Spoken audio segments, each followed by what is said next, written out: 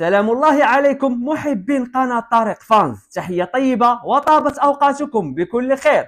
أصدقائي الكرام، بعد التألق الكبير في كأس العالم قطر 2022، أداء المتميز اللي قدم المنتخب المغربي ببلوغه نصف النهائي أداء ونتيجة لأول مرة في تاريخ أفريقيا والعرب على كل، وما بين اللاعبين اللي ساهموا مع المنتخب المغربي في هذا الإنجاز البطولي، أداء وبالتميز اللي قدم في هذه البطولة وبالمهارات ديال التقنيه اللي كيمتلك، وكان محط انظار العالم هو النجم والموهبه سفيان بوفال، واحد من امهر واحسن اللاعبين اللي دازوا في تاريخ كره القدم المغربيه، بل هو من افضل المراوغين اللي دازوا في تاريخنا المغربي، مشاركه مع اللاعب والمايسترو عادل تعرات.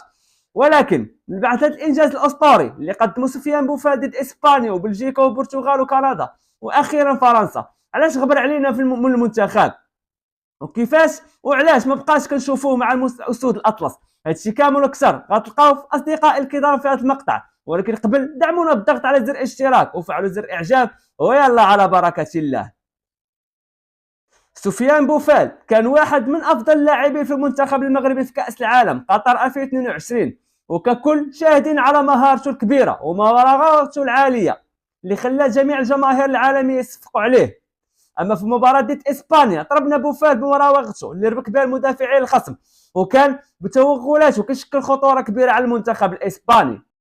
اما في مباراه البرتغال لعب بنفس النديه ولعب دور مهم في الهجمات المرتده اللي كانت سبب في فوز المنتخب المغربي بهدف راس الحربه العالمي يوسف النصيري.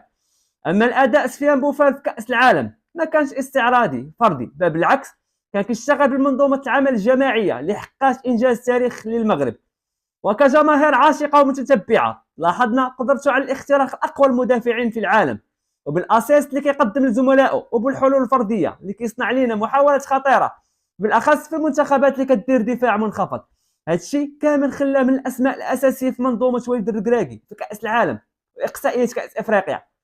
من بعد الاداء الكبير اللي قدم بوفال في كاس العالم، اكبر المحللين تنبؤوا باللي بوفال غينتقل لشي نادي كبير بقيمه اللاعب، ولكن الغريب هو ان بوفال اختار اللاعب مع الخارج، وبالضبط في يناير 2023 كان على سفيان بوفال الانتقال الى ريال القطري. بصراحه كان صدمه لينا كجماهير متتبعه مع احترامي لهذا النادي الاخير، ولكن قيمه اللاعب كانت اكبر من هذا النادي ويستاهل فريق اوروبي عريق.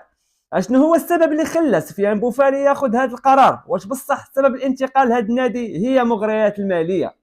ولكن للامانه من الناحيه الفنيه والتقنيه الدور القطري لا يحمل نفس النديه للدوريات الاوروبيه الكبرى، مثلا الدور الفرنسي اللي كان كيمارس فيه سفيان بوفال مع فريق جينك، وبوفال اصبح جزء اساسي من تشكيله النادي القطري وجزء لا يتجزا من منظومه الفريق بمراوغته الجميله وتمريراته الحاسمه اللي كتصنع الفارق.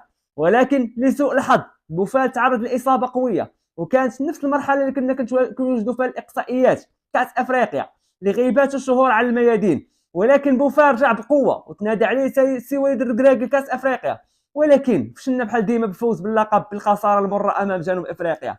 بوفال رجع باصابه للنادي القطري، اصابه في الكان هي اللي بعداته عن المنافسه، والدور الضعيف اللي كان كيلعب فيه سفيان هي السبب المباشر علاش ما بقياش كيتنادى عليه المنتخب. ولكن مؤخرا وفي خطوه جديده ومفاجئه سفيان بوفال رجع للدوري الاوروبي عبر بوابه نادي سان جيلواز البلجيكي. هذه الخطوه ان شاء الله تقرب بوفال من المنتخب المغربي بالاستحقاقات القادمه.